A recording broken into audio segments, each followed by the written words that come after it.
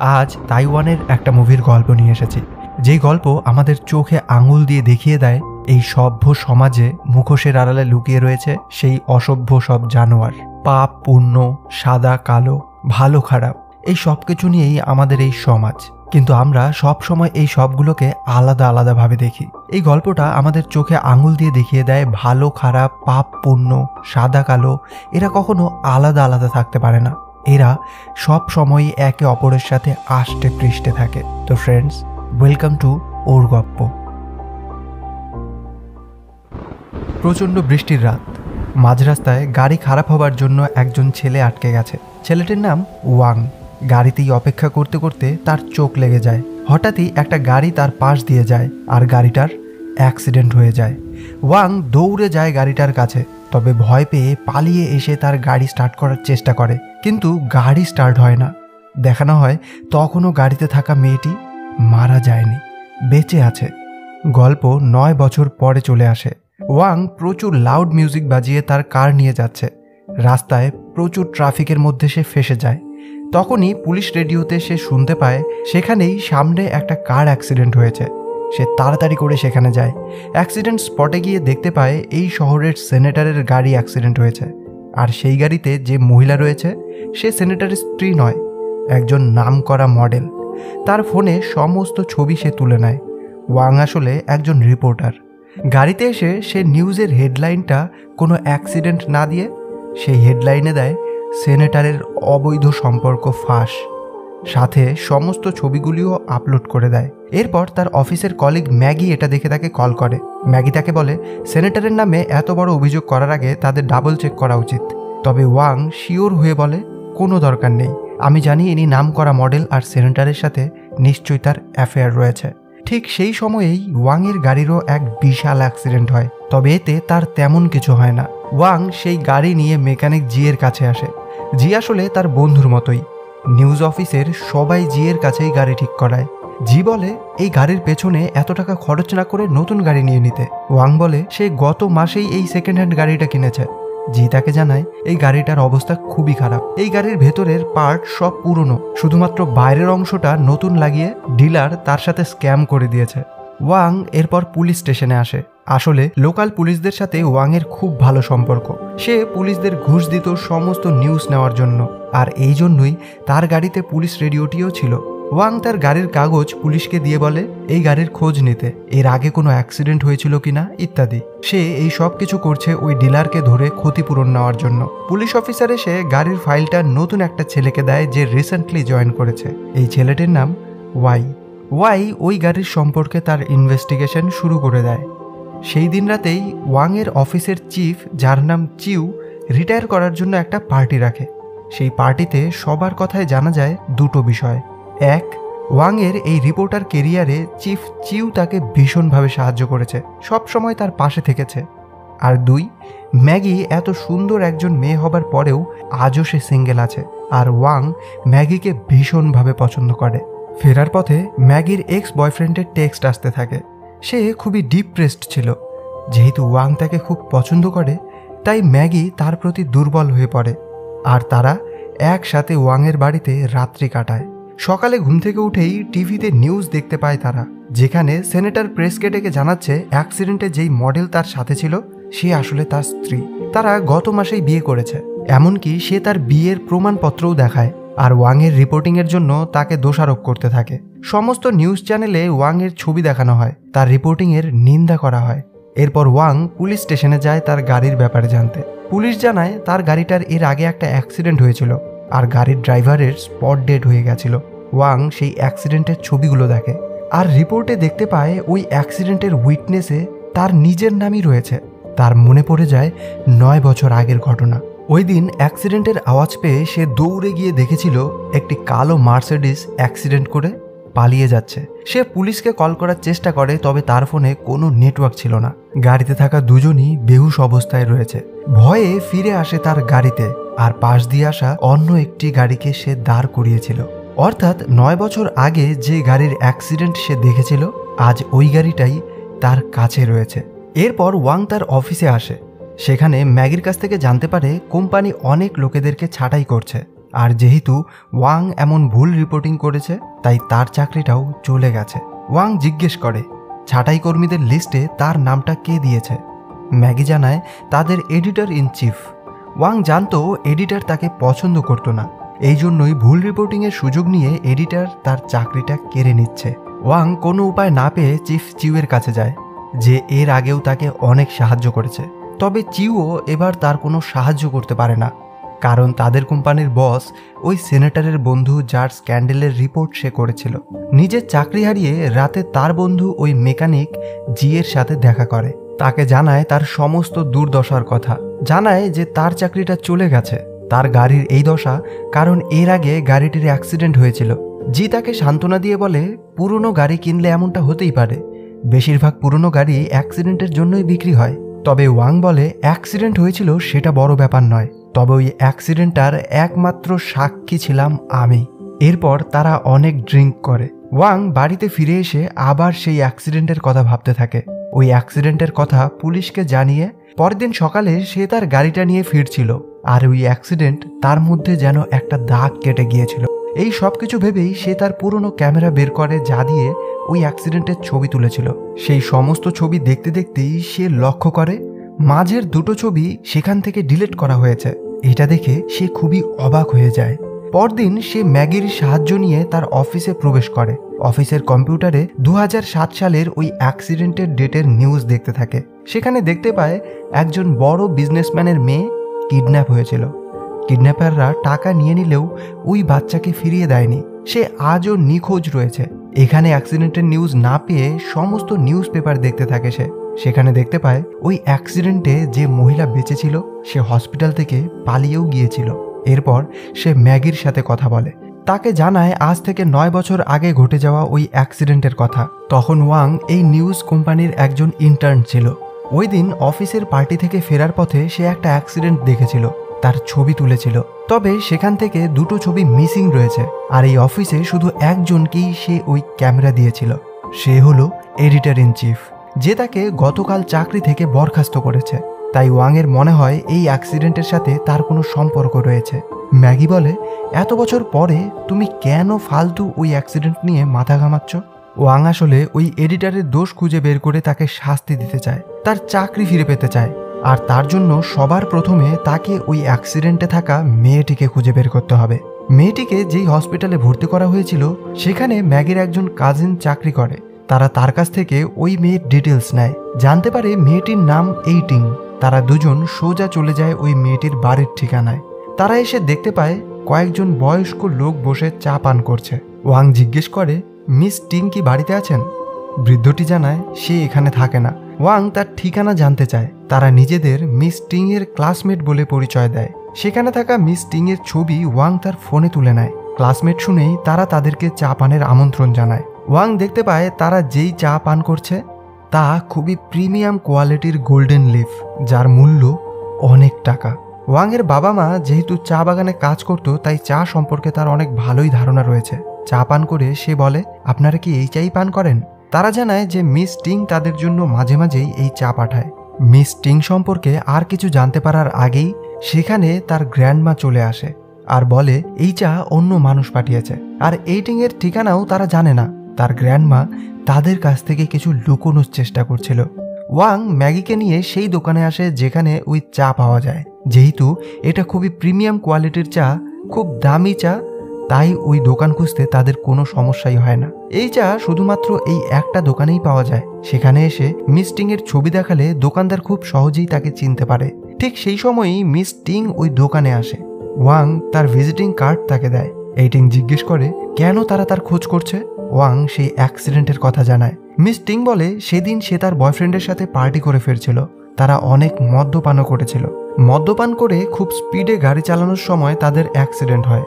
Wang জানতে চায় যে অ্যাক্সিডেন্ট করেছে তাকে সে দেখতে পেয়েছিল কিনা। মিস টিং জানায় না, সে দেখতে পায়নি। ওয়াং আরও জানতে চায় সে কেন তবে হসপিটাল থেকে চলে গিয়েছিল। মিস টিং তার কোনো প্রশ্নের জবাব দিতে চায় না, বলে এত বছর আগের ঘটনা কেন আজ হঠাৎ জানতে চাও? ওয়াং বলে আমি সত্যি জানতে চাই। মিস টিং বলে আমার বয়ফ্রেন্ড মারা গেছে, আমার পা সারা জীবন এমনই পঙ্গু হয়ে থাকবে। কি করব আমি সত্যিটা জেনে? সে ওই স্মৃতি ভুলে যেতে চায়। মিস টিংয়ের জন্য তার খুব খারাপ লাগছে। বাড়িতে এসেও সে ওই কথাটাই ভাবছে, প্রচুর কান্না করছে। এরপর সে তার চেকবুক বের করে একটা চেক ফিল আপ করে, সেটাকে তার কাছে রেখে দেয়। এরপর মিস টিংয়ের বয়ফ্রেন্ডের পোস্টমর্টেম রিপোর্টটা সে দেখতে থাকে। সেখানে দেখতে পায় ওই দিন মিস টিংয়ের বয়ফ্রেন্ডের দেহে কোনো অ্যালকোহল পাওয়া যায়নি। সে অবাক হয়ে ভাবতে থাকে নিজের বয়ফ্রেন্ড সম্পর্কে কেন মদ্যপান নিয়ে মিথ্যে কথা বলল। তখনই তার ফোনে মিস টিংয়ের কল আসে। মিস টিং তাকে বলে, আমাদের মধ্যে যে আজ কথা হয়েছে তা কাউকে জানিও না। ওয়াং বলে, আমি তোমার বয়ফ্রেন্ডের পোস্টমর্টেম রিপোর্ট দেখেছি, সেখানে মদ্যপানের কোনো চিহ্ন পাওয়া যায়নি। তুমি কেন এমন মিথ্যে বললে? এটা শুনে মিস টিং খুব ভয় পেয়ে যায়। সে ভয় পায় এই জন্য কারণ সে বুঝতে পেরেছে কেউ একজন তার পিছু করছে। সে তাড়াতাড়ি করে রুমে এসে দরজা দিয়ে দেয়। এরপর ওয়াংকে জানায় তার বয়ফ্রেন্ড খুব একটা ভালো মানুষ ছিল না। তাদের এই সম্পর্ক থেকে সে অনেক দিন থেকেই বেরিয়ে আসতে চেয়েছিল। আর ওই অ্যাক্সিডেন্টে তার প্রেমিক মারা যায়। সে তার জীবন নতুন করে শুরু করার সুযোগ পায়। সে এই সব কিছু ভুলে গিয়ে নতুনভাবে তার জীবন শুরু করেছে। ঠিক সেই সময়ই কেউ তার বাড়ির কলিং বেল প্রেস করে। ওয়াং ফোনে শুনতে পারে কেউ একজন দরজায় ধাক্কা মেরে তার রুমে ঢুকছে। মিস টিং ভয়ে চিৎকার করছে, তবে এরপর ফোনটি কেটে যায়। ওয়াং এসব শুনে খুব চিন্তিত হয়ে যায়। সে খুবই ভোরবেলা ওই চায়ের দোকানে চলে যায় আর দোকানদারের কাছ থেকে ঠিকানা নিয়ে সে মিস টিং এর বাড়িতে চলে আসে। দেখতে পায় তার দরজা খোলা রয়েছে। সে ভেতরে ঢুকতেই একজন লোক জানলা দিয়ে পালিয়ে যায়। সে লোকটির পিছু করতে থাকে, তবে লোকটি তার গাড়িতে উঠে লুকিয়ে পড়ে। ওয়াং যখন তাকে দেখতে পায় তখন লোকটি ওয়াংকে গাড়ি দিয়ে ধাক্কা মেরেই সেখান থেকে বেরিয়ে যায়। তবে ওয়াং ওই লোকের চেহারা দেখতে পায় না। আর এই অ্যাক্সিডেন্টের জন্যই তার হাতও ফ্র্যাকচার হয়ে যায়। অন্যদিকে দেখানো হয় মিস টিংকে কেউ কিডন্যাপ করে লক করে রেখেছে। মিস টিং তার পায়ের রডের বেল্টটা খুলে তা দিয়ে ওই লকটিকে খুলে ফেলে। সে ওই রুমের দরজা খোলার চেষ্টা করে, তবে দরজা বাইরে থেকে লক করা রয়েছে। তার ফোনটি নিয়ে সে ওয়াংকে কল করে। ওয়াং কলটি রিসিভ করতে পারে না, কারণ তখন সে হসপিটালে এসেছে। আর সেখানে ম্যাগিও এসে তার এই অবস্থা দেখে অবাক হয়ে যায়। মিস টিং ভয়েসমেলে ওয়াংয়ের কাছে হেল্প চাইতে থাকে, তবে তখনই কিডন্যাপার তাকে দেখে ফেলে। সে বলতে পারে না সে কোথায় আছে। ওয়াং সোজা ওই ফোন নিয়ে যায় তার পুলিশ বন্ধুর কাছে। পুলিশ এই ভয়েসমেল শুনে কলের লোকেশন ট্র্যাক করতে রাজি হয়ে যায়। এরপর ওয়াং ম্যাগির সাথে গাড়িতে করে যাচ্ছিল। ম্যাগি তাকে এই ইনভেস্টিগেশনটা বন্ধ করতে বলে। ইনভেস্টিগেশন শুরু করার জন্যই সবার জীবনে একের পর এক বিপদ আসছে। এই বলতে বলতেই হঠাৎ তারা প্রায় অ্যাক্সিডেন্টের হাত থেকে বেঁচে যায়। আর এতে ম্যাগি ভীষণ ভয়ও পেয়ে যায়। ওয়াং লক্ষ্য করে এই মোড়ে একটি রিফ্লেক্টর লাগানো রয়েছে। তার মনে পড়ে 9 বছর আগে যে অ্যাক্সিডেন্ট হয়েছিল সেটাও একটা মোড় ছিল। বাড়িতে এসে সে আবার ওই অ্যাক্সিডেন্টের ছবিগুলো দেখতে থাকে। আর ওই ছবিতেই মোড়ের রিফ্লেক্টরে অস্পষ্ট ছবি দেখতে পায় সেই কালো মার্সিডিজ গাড়ির, যেই গাড়িটি মিস টিংদের গাড়ির অ্যাক্সিডেন্ট করেছিল। ছবিটি খুব অস্পষ্ট হলেও তা দেখে ওয়াং গাড়িটির নম্বর বের করার চেষ্টা করে। ছবি অনুযায়ী সে কয়েকটা নম্বর লিখে নেয় আর সেগুলো নিয়ে আবার পুলিশ স্টেশনে আসে। তবে তার বন্ধু ওই পুলিশ বেরিয়ে গেছে, তাই ওয়াং ওই নতুন জয়েন করা পুলিশ অর্থাৎ ওয়াইকে ওই নম্বরগুলো দিয়ে গাড়ির ইনফরমেশন বের করতে বলে। নতুন পুলিশ ওয়াই তা করতে রাজি হয় না, তবে ওয়াং বলে এই নম্বরটি একটি বিরাট বড় কিডন্যাপিং এর সাথে জড়িত। আর এটা শুনে ওয়াই ওই নম্বরগুলি দিয়ে গাড়ির ইনফরমেশন বের করে দেয়। ওয়াং দেখতে পায় সেই গাড়ির নম্বরগুলির মধ্যে একটি হলো তার অফিসের চিফ চিউয়ের গাড়ির নম্বর। সে চিউয়ের সাথে দেখা করতে বেরিয়ে পড়ে। সে ভাবতে থাকে 9 বছর আগের কথা। সে তার ক্যামেরাটি এডিটর ইন চিফকে দেওয়ার পর এডিটর ওই ছবিগুলো চিউকে দিয়েছিল। আর চিউ ওয়াংকে ডেকে বলেছিল এই ছবিগুলো খুবই ব্লারি, খুবই অস্পষ্ট, তাই এই ছবিগুলো কোনো কাজে লাগবে না। ওয়াং চিউকে ইনসিস্ট করতে থাকলে চিউ তাকে বলে এই নিউজ রিপোর্টারের কাজে এমন অ্যাক্সিডেন্ট তুমি অনেক দেখবে, তাই এমন ঘটনায় ইমোশনালি অ্যাটাচ হওয়া যাবে না। তোমার কাজ শুধুমাত্র নিউজ করা, কোনো ইনভেস্টিগেশন করা নয়। আর এই সময়ে চিউ তাকে ইন্টার্ন থেকে সরাসরি পার্মানেন্ট রিপোর্টারের জব দেয়। এগুলো মনে করে ওয়াং চিউয়ের উপর সন্দেহ করতে থাকে। ঠিক সেই সময়ই মেকানিক জি তাকে কল করে ডাকে এবং বলে সে 9 বছর আগের ওই অ্যাক্সিডেন্ট সম্পর্কে কিছু বলতে চায়। ওয়াং সোজা জিয়ের কাছে চলে আসে, কিন্তু দেখতে পায় চিউ সেখানে এসেছে আর জিয়ের মৃতদেহ চিউয়ের সামনে পড়ে আছে। চিউ তাড়াতাড়ি করে পুলিশকে কল করতে বলে। এরপর ওয়াং চিউকে বলে 9 বছর আগে যে অ্যাক্সিডেন্ট হয়েছিল সেটা তার অর্থাৎ চিউয়ের কালো মার্সিডিজ গাড়ির সাথে হয়েছিল। চিউ বলে তুমি আমায় সন্দেহ করছো? আজ জিকে আমি বলেছিলাম তোমায় এখানে ডাকার জন্য, কারণ আমি তোমায় এই সব কিছু জানাতে চেয়েছি। আসলে 9 বছর আগে জি আমার গাড়িটা নিয়েছিল, তার জন্মদিন ছিল, তাই সে একটা মেয়েকে ইমপ্রেস করার জন্য আমার মার্সিডিজ গাড়ি নিয়েছিল। সেদিন খুব মদ্যপান করে গাড়ি চালানোর সময় সে আমার গাড়িটা দিয়ে ওই অ্যাক্সিডেন্ট করে ফেলেছিল। তবে অনেক মদ্যপান করার কারণে তার গার্লফ্রেন্ড তাকে পুলিশকে কল করতে দেয়নি, আর তার গাড়ি রাতারাতি করে ঠিক করে তাকে দিয়েছিল। সে আরও বলে, জি যখন জানতে পেরেছে তুমি এই কেসটা আবার ইনভেস্টিগেশন করছো, তখন সে শুধু তোমারই নয়, ওই মেয়েটারও পিছু করেছিল। তার বাড়িতে গিয়েছিল টাকা দিয়ে ব্যাপারটাকে ধামাচাপা দেওয়ার জন্য। ওয়াং বুঝতে পারে আজ সকালে মিস্টিংয়ের বাড়ি থেকে যে পালাচ্ছিল, যে তাকে গাড়ি দিয়ে ধাক্কা মেরেছিল, সে আসলে আর কেউ নয় বরঞ্চ জি ছিল। চিউ জানায় জি এসব নিয়ে খুবই ডিস্টার্ব ছিল, তাই জন্যই সে এভাবে আত্মহত্যা করে নিয়েছে। সেই সময়ই ওয়াং এর কাছে তার পুলিশ বন্ধুর কল আসে। তারা মিস টিং এর ফোন লোকেশন ট্র্যাক করে নিয়েছে।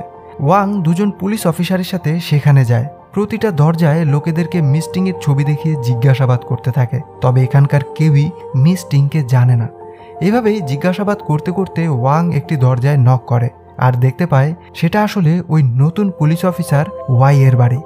ওয়াং এখানে তাকে দেখে একটু অবাক হয়ে যায়। সে ওয়াইকে মিস টিং এর ছবি দেখালে ওয়াই বলে সে তাকে চেনে না।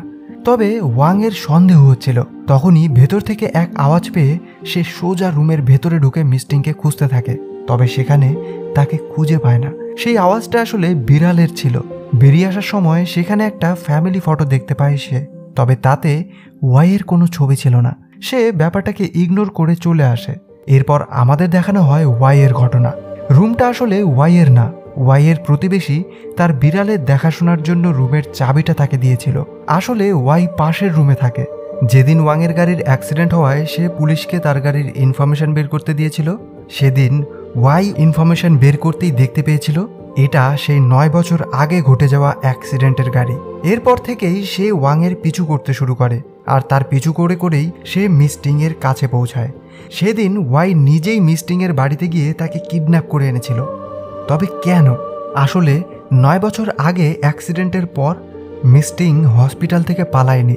ওয়াই তাকে ধরে এনেছিল, তাকে ওই রুমে লক করে রেখেছিল, আর এর কারণটা আমরা একটু পরে জানতে পারবো। ওয়াই মিস টিং এর প্রচুর খেয়াল রাখত, তার দেখাশোনা করত, আর রোজ অল্প অল্প করে কালো টাকা হোয়াইট মানিতে পরিণত করছিল। এভাবেই তার খেয়াল রাখতে রাখতে তারা দুজন খুব কাছাকাছি চলে আসে। তাদের মধ্যে শারীরিক সম্পর্ক হয়। ওয়াই বিশ্বাস করে মিস টিং এর হাতের লক খুলে দেয়। তবে পরদিন বাড়িতে এসে দেখতে পায় মিস টিং তার সমস্ত টাকা নিয়ে পালিয়ে গেছে। আর সেদিন থেকেই এই 9 বছর ধরে সে মিস টিংকে খুঁজে বেড়াচ্ছে। এমনকি তাকে খোঁজার উদ্দেশ্যেই সে আজ পুলিশ অফিসার হয়েছে। সে মিস টিংকে প্রচুর মারতে থাকে, কারণ এতদিন ধরে সে অনেক কষ্টে দিন কাটালেও মিস টিং তার টাকা নিয়ে বেশ সুখেই দিন কাটাচ্ছে। এদিকে ওয়াং মেকানিক জি এর দোকানে আসে। সেখানে এসে জি এর ফ্যামিলি ফটোগুলো দেখতে থাকে। সে কখনোই ভাবেনি জি তার সাথে এমনটা করতে পারে। এরপর সে চিউ এর পিছু করে। দেখতে পায় মাঝরাতে চিউ ম্যাগির বাড়িতে এসেছে, আর সেখানেই আমরা জানতে পারি চিউ এর সাথে আসলে ম্যাগির অবৈধ সম্পর্ক ছিল। গত 10 বছর ধরে তাদের মধ্যে অ্যাফেয়ার চলছিল। এখন যেহেতু চিউ রিটায়ার করে এই টাউনের মিনিস্টার হতে চলেছে, তাই ম্যাগি তার উপর রাগ দেখাচ্ছে, কারণ এতদিন ধরে এই সম্পর্কে থাকার পরেও তার কোনো লাভ হয়নি। চিউ তাকে প্রমোশন করানোর ব্যবস্থা করে দেয়। এরপর তারা ইন্টিমেট হয়। তারা যখন এই অবস্থায় ব্যালকনিতে আসে, ওয়াং এই সব কিছু দেখে ফেলে। সে প্রচুর কষ্ট পায়, আর ম্যাগিও ব্যালকনি থেকে তাকে দেখে ফেলে। ওয়াং এরপর চিউয়ের কাছে আসে। তাকে জি এবং তার স্ত্রীর একটা ছবি দেখায়, যেই ছবিটা 9 বছর আগের ওই দিনের ছবি, যেদিন সেই অ্যাক্সিডেন্ট হয়েছিল। সে বলে জি তার স্ত্রীকে অনেক ভালোবাসে। তাহলে যেদিন সে তার স্ত্রীকে বিয়ের প্রপোজ করেছিল, সেই দিন সে অন্য কোনো মেয়ের সাথে বাইরে ঘুরতে যাবে, এটা কি বিশ্বাসযোগ্য? আর এরপর চিউ সেই অ্যাক্সিডেন্টের আসল ঘটনা জানায়। আসলে সেদিন চিউ পার্টি করে ম্যাগিকে নিয়ে ফিরছিল। তারা দুজনেই অনেক মদ্যপান করেছিল। গাড়িতে আসার সময় তারা খুবই ইন্টিমেট হচ্ছিল, আর সেই সময়ই তারা ওই গাড়িটিকে অ্যাক্সিডেন্ট করে ফেলে। মদ্যপান করে থাকার জন্য ম্যাগি তাকে পুলিশে কল করতে মানা করে। এরপর সে তার গাড়ি নিয়ে মেকানিক জি এর কাছে আসে সাহায্যের জন্য। জি তার গ্যারেজে থাকা অন্য একটা সেম মডেলের কালো মার্সিডিজ গাড়িতে চিউয়ের গাড়ির নম্বর প্লেট লাগিয়ে দিয়েছিল, যাতে পরের দিন অফিসে সে প্রতিদিনের মতোই গাড়ি নিয়ে যেতে পারে। এসব শুনে ওয়াং বুঝে যায় চিউই মিস টিংকে কিডন্যাপ করেছে। সে মিস টিং কোথায় আছে তা জিজ্ঞেস করে, তবে চিউ জানায় সে জানে না, ম্যাগিও জানে না এটা। ম্যাগি শুধুমাত্র আমাকে আর জিকে এটা বলেছিল যে তুমি এই অ্যাক্সিডেন্টের ইনভেস্টিগেশন শুরু করেছো। আর আসলে ম্যাগি এসবের সাথে জড়িত ছিল জন্যই বারবার ওয়াংকে ইনভেস্টিগেশন বন্ধ করতে বলেছিল। ওয়াং চিউকে এক্সপোজ করতে চায়, তবে চিউ বলে তোমার কাছে কোনো প্রমাণ নেই এসবের, তুমি কিছুই করতে পারো না। আর তাছাড়া আমি তোমায় চিনি, তুমি আমার বিরুদ্ধে কিছুই করতে পারবে না, কারণ এত বছর ধরে আমি তোমার অনেক খেয়াল রেখেছি, তোমায় সাহায্য করেছি। ওয়াং নিরাশ হয়ে সেখান থেকে চলে আসে, তবে তার মন কিছুতেই মানছে না। ওয়াইয়ের প্রতি তার এখনো সন্দেহ রয়েছে, তাই সে ওয়াইয়ের বাড়িতে যায়। তবে ওয়াইয়ের দরজায় নক করলে সেই ঘর থেকে একজন মহিলা বেরিয়ে আসে। ওয়াং তার কাছে ওয়াইয়ের কথা জিজ্ঞেস করলে মহিলাটি জানায় এটা তার বাড়ি, ওয়াই পাশের অ্যাপার্টমেন্টে থাকে। ওয়াংয়ের সন্দেহ আরও তীব্র হয়ে যায়, তাই জন্যই সে ওয়াইয়ের পিছু করতে থাকে। দেখতে পায় রাতে ওয়াই একটা কেমিক্যাল শপ থেকে কিছু কেমিক্যাল কিনে বাড়ি নিয়ে যাচ্ছে। তার পিছু পিছু এসে ওয়াং জানালা দিয়ে দেখতে পায় ওয়াই প্লাস্টিকের কোট পরে আছে, তার হাতে রয়েছে চাকু আর শরীর পুরো রক্তাক্ত। সে তাড়াতাড়ি করে ওয়াইয়ের দরজা ভেঙে তার ঘরে প্রবেশ করে।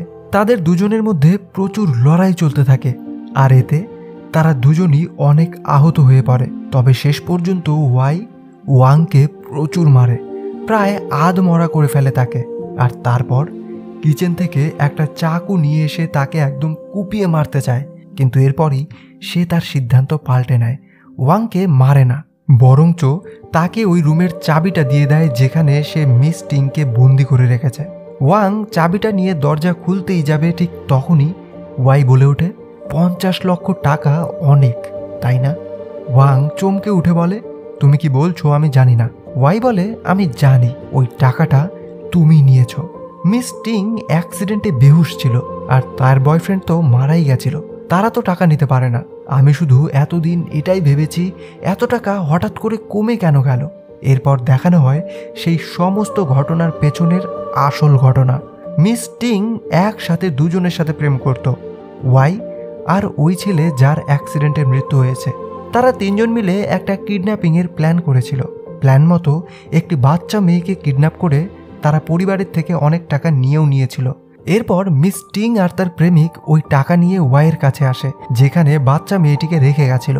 তবে এসে দেখতে পায় ওয়াই ওই বাচ্চা মেয়েটিকে খুন করে ফেলেছে। তারা দুজন ওয়াইকে রেখে সেখান থেকে পালিয়ে যাচ্ছিল, আর যাবার পথেই তাদের অ্যাক্সিডেন্ট হয়ে যায়। ওয়াং যখন অ্যাক্সিডেন্টটা দেখে তার গাড়িতে ফিরে আসে, সেই সময়ই ওয়াই সেই অ্যাক্সিডেন্ট স্পটে এসে তাদের গাড়ি থেকে টাকার ব্যাগটা নিয়ে সেখান থেকে পালিয়ে যায়। আর এখন ওয়াং আধমরা হয়ে চাবিটা দিয়ে রুমের দরজা খুলে যখন মিস্টিংয়ের কাছে আসে, সে যা দেখতে পায় তা দেখে সে চমকে যায়। এরপর দেখানো হয় ওয়াং সেখান থেকে এসে চিফ চিউয়ের সাথে দেখা করে, তাকে ওই ফোন রেকর্ডিং শোনায় যাতে সে বলেছে তুমি আমার কিচ্ছু করতে পারবে না, তোমার কাছে কোনো প্রমাণ নেই। এই রেকর্ডিংটা শুনিয়ে তাকে ব্ল্যাকমেল করে তাকে প্রমোট করে দেওয়ার কথা বলে। আর এরপর সে ওই চেকটা পুড়িয়ে ফেলে যেটা সে তার বাড়িতে লিখে তার কাছে রেখেছিল। দেখানো হয় এই চেকটা আসলে সে মিস টিংয়ের জন্য লিখেছিল। সে মিস টিংকে 50 লক্ষ টাকা দিতে চেয়েছিল, যেই 50 লক্ষ টাকার কথা ওয়াই বলেছিল। কিন্তু কেন কেন এত কিছু হলো, এই সব কিছু আমরা ঠিক এখনই জানতে পারবো। এর কিছুদিন পর দেখানো হয় ওয়াংকে। সে এখন এই নিউজ কোম্পানির বিশাল বড় পদ, পিআর হেড পদে রয়েছে। ওয়াং ম্যাগির কাছে এসে জিজ্ঞেস করে তুমি চাকরি থেকে বরখাস্ত করার লিস্টে আমার নাম কেন দিয়েছিলে? ম্যাগি বলে কি বলছো তুমি, সেটা তো এডিটর ইন চিফ করেছে। ওয়াং বলে না, আসলে ওয়াং এডিটর ইন চিফের সাথে দেখা করেছিল, তার কাছ থেকেই জানতে পেরেছে তার চাকরি যাওয়ার কারণ ছিল ম্যাগি, কারণ সেনেটরের ওই নিউজটা ম্যাগি আর সে দুজনে মিলে পাবলিশ করেছিল। আর যেহেতু ম্যাগি চিউয়ের অবৈধ প্রেমিকা, তাই তার চাকরি যাওয়ার তো কোনো প্রশ্নই আসে না। কিন্তু একজনকে তো দোষারোপ করে চাকরি থেকে বরখাস্ত করতেই হবে, তাই জন্য ম্যাগি নিজেই ওয়াং এর নাম দিয়েছিল। এই সব কিছু শুনে ম্যাগি বলে তুমি কাকে বিশ্বাস করো, এডিটরকে না আমাকে? ওয়াং হেসে বলে নিজেকে। আজ প্রথম ওয়াং পিআর হেড হিসেবে জয়েন করেছে, তাই সবার সাথে সে একটা ওয়েলকাম মিটিং রাখে। সবার সাথে কথা বলার পর সবাইকে একটা জোক শোনায়, যেই জোকের আড়ালে লুকিয়ে রয়েছে সেই ভয়ানক গল্প। 9 বছর আগে ওই অ্যাক্সিডেন্ট দেখতে গিয়ে ওয়াং গাড়িতে একটা টাকার ব্যাগও দেখতে পায়। সেখান থেকে সে প্রায় 50 লক্ষ টাকা নিয়ে নেয়। ওই টাকা নিয়েই সে তার গাড়িতে ফিরে আসে। আর সেদিন যখন ওয়াইয়ের বাড়িতে এসে মিস টিংয়ের রুমে যায়, দেখতে পায় মিস টিংয়ের হাত পা কেটে আলাদা করা হয়েছে। তার চেয়েও ভয়ানক বিষয়টা হলো, জীবন্ত অবস্থাতেই মিস টিংয়ের হাত পা কেটে তাকে এভাবে ফেলে রেখেছে ওয়াই। মিস টিং এত যন্ত্রণায় রয়েছে যে সে একটা শব্দও করতে পারছে না। এই যন্ত্রণা থেকে মুক্তি পেতে মৃত্যুর প্রার্থনা করছে। ওয়াই এসে তার গলায় চাকু ধরে বলে মিস টিংকে এই যন্ত্রণা থেকে মুক্ত করতে, তাকে মেরে ফেলতে। ওয়াং ভয়ে আতঙ্কে কান্না করতে থাকে। আর এরপর সে ওই স্ক্রুড্রাইভারটা নিয়ে পর ওয়াইয়ের মাথায় মারতে মারতে ওয়াইকে মেরে ফেলে। এরপর সে মিস টিংকে দেখে। মিস টিংও তাকে দেখে যেন ভয় আর যন্ত্রণায় কান্না করতে থাকে। তার হাত পা কেটে ফেলা হয়েছে, সে প্রচুর যন্ত্রণায় আছে। এই জন্য ওয়াং মিস টিংকে মেরে তাকে যন্ত্রণা থেকে মুক্তি দেয়। এই গল্প আমাদেরকে এই পৃথিবীর সেই কঠোর সত্যিটা দেখায় যা আমরা দেখেও দেখতে চাই না। ওয়াং যখন জানতে পারে তার গাড়িটাই আসলে 9 বছর আগের ওই অ্যাক্সিডেন্টের গাড়ি, যেখান থেকে সে 50 লক্ষ টাকা চুরি করেছে, সে তার পাপের প্রায়শ্চিত্ত করতে ইনভেস্টিগেশন শুরু করে। মিস টিংয়ের ওই অবস্থা দেখে তার কাছ থেকে নেওয়া 50 লক্ষ টাকা ফিরিয়ে দিতে চায়। তবে ইনভেস্টিগেশনে সব কিছু জানতে পেরে সে নিজেও একজন এভিলে পরিণত হয়। সে ওয়াইকেও মেরে ফেলে আর মিস টিংকেও। যেহেতু তার পুলিশে অনেক চেনা জানা রয়েছে, তাই এই খুন সে আত্মরক্ষার জন্য করেছে এমন একটা কেস বানায়। চিউয়ের আসল সত্য জেনেও সে সব কিছুকে একসেপ্ট করে নেয় তার সাফল্যের বিনিময়ে।